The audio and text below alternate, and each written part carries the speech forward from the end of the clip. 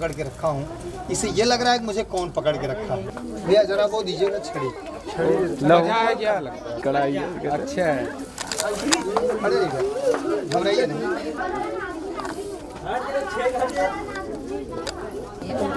हमें ना पता, हमें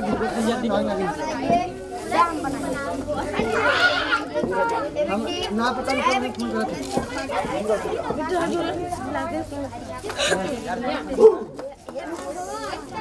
चलो हम बच जाते हैं। तुमको जीत दिया है मुझे।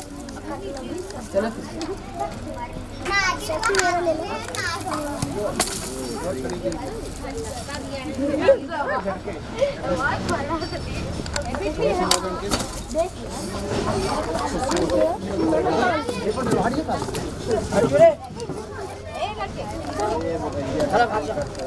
देख सकते हैं मुरली जी को आज खतरे से बाहर है। मुरली जितने खतरनाक रिस्क लेते हैं, जो कि आज दुनिया में जनता लोग सुरक्षित हैं, तो मुरली जी की कृपा से और उन्हीं लोग के आशीर्वाद से आज मुरली जी ठीक है।